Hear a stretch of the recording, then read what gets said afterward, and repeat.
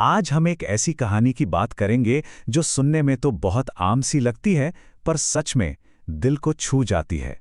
ये कहानी इस बारे में है कि कैसे दया के छोटे-छोटे पल भी कितने बड़े और खूबसूरत रिश्ते बना सकते हैं। तो सोचिए, एक बड़ा सा शहर, दो लोग जो एक दूसरे को जानते भी नहीं और बस मुट्ठी भर धनिया। सुनने में शायद अजीब लगे, है ना?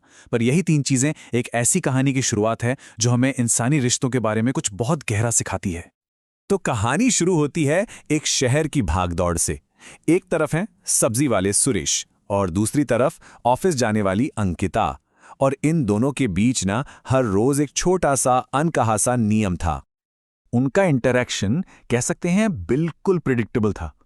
अंकिता हमेशा जल्दी में होती थी और सुरेश वो बिना कुछ बोले चुपचाप उसके थैले में थोड़ा धनिया मुफ्त में डाल देता था, रोज। तो अब ये जो सिलसिला था ये काफी टाइम तक चलता रहा। लेकिन फिर एक दिन अंकिता की क्यूरियोसिटी ने इस साइलेंट रूटीन को तोड़ दिया। उस दिन भी वो जल्दी में ही थी, पर पता नहीं क्यों वो रुक गई और उसने आखिर वो सवाल पूछ ही लिया जो शायद उसके मन में बहुत दिनों से था। और सुरेश ने जो जवाब दिया वही इस कहानी का दिल है। एक ऐसा जवाब जिससे पता चलता है कि उसकी इस छोटी सी काइंडनेस के पीछे एक बहुत बहुत बड़ा कारण था। उसने बताया, मेरी बेटी भी तुम्हारी ही उम्र की है और वो दूर रहती है, तो जब मैं तुम्हें धनिया देता हूं ना, मुझे लगता है जैसे मैं उसे दे रहा हूं। मतलब वो अंकिता में अपनी ही बेटी को देख रहा था।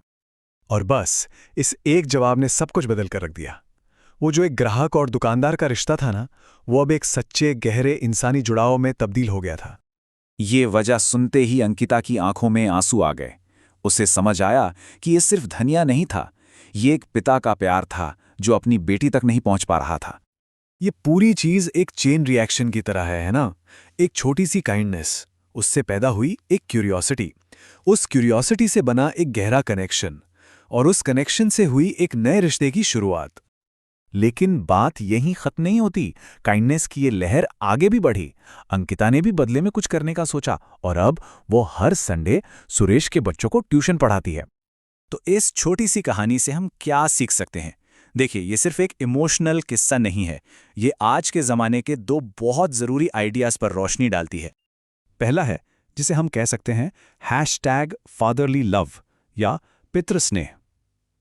सुरेश का जो स्नेह था वो इसका परफेक्ट एग्जाम्पल है। ये एक ऐसी केयरिंग वाली फीलिंग है जो सिर्फ अपने बच्चों तक नहीं रहती, बल्कि उन लोगों के लिए भी होती है जो हमें अपनों की याद दिलाते हैं।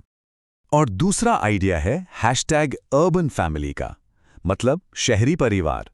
अंकिता और सुरेश के परिवार के बीच जो ये नया रिश्ता बना है ना, वो बिल्कुल यही है। शहरों में हम जो खून के रिश्तों से बाहर प्यार और देखभाल से अपने नए रिश्ते बनाते हैं, वही है अर्बन फैमिली। तो आखिर में ये कहानी हमें एक सवाल के साथ छोड़ जाती है कि हमारी अपनी जिंदगी में वो मुफ्त का धनिया क्या है? वो कौन सी छोटी छोटी काइंडनेसेस हैं जो हमारे आसपास हो रही हैं और हम शायद देख भी नहीं पा रहे? और क्या होगा अगर हम बस एक पल रुक कर पूछ लें, ऐसा क्यों? न जाने कौन से नए रिश्ते बन जाएं।